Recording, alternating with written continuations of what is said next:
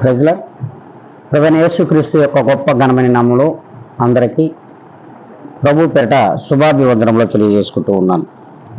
ఈ దినం దేవుడు మనకిచ్చిన నూతనమైన వాగ్దానం, అది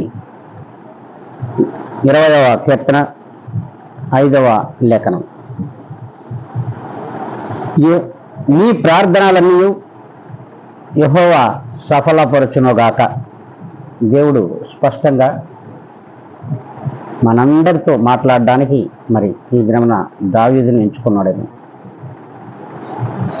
మన యొక్క ప్రార్థనలన్నీ కూడా దేవుడే సఫలపరుస్తాడు. ఎప్పుడు సఫలపరుస్తాడు, మరి ఎందుకు సఫలపరుస్తాడు, ఎలా సఫలపరుస్తాడు, మనం ఆలోచించుకోవాల్సిన విషయం. మనం ఎప్పుడైతే దేవుని యందు భయభక్తులు కలిగిన వారిగా ఉంటామో, ఆ భయభక్తులు కలిగిన వారు దేవునిని నమ్మి విశ్వసించి ఆయనలోనికి వచ్చిన ఎడల ఆ దినమున మన యొక్క ప్రార్థనలు అన్నీ కూడా దేవుడు వింటాడు. విని నీకును మనకును కావలసిన ఆ యొక్క అవసరం ఏదైతే ఉందో, ఆ బాధ ఏదైతే ఉందో దేవుడు తీరుస్తాడు. మరి అప్పుడు సఫలపరుస్తాడు తప్ప మనము లోకానుసారమైన జీవితంలో తిరుగుతూ ఇష్టానుసారంగా బ్రతుకుతుంటే మన ప్రార్థనలు వినడు, అందుకే సఫలపరచుడు.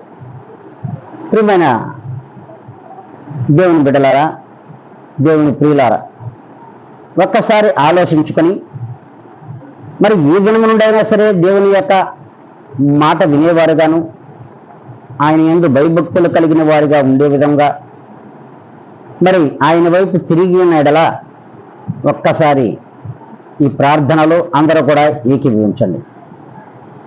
పరిశుద్ధాత్మ దేవుడా, పరిపూర్ణుడా, కృపా సత్య సంపూర్ణుడా తండ్రి, ఇదిగోనైనా మీ ఛానల్ను వీక్షించుచున్నారే కానీ నాయన వినుటలేదని మీ వాక్యం ద్వారా మీరే సెలవిస్తున్నారు. ప్రభా, అట్టి జనులకు వినగలిగినటువంటి చెవులను దయచేయండి, గ్రహించగలిగినటువంటి హృదయమును దయచేయమని బ్రతిమలు ఆడుకుంటూ ఉన్నా. ప్రభా, నీ బిడ్డలకు నాయన అట్టి హృదయాలను దయచేయమని, అట్టి జ్ఞానముతో నింపమని బ్రతిమలు ఆడుకుంటూ ఉన్నా.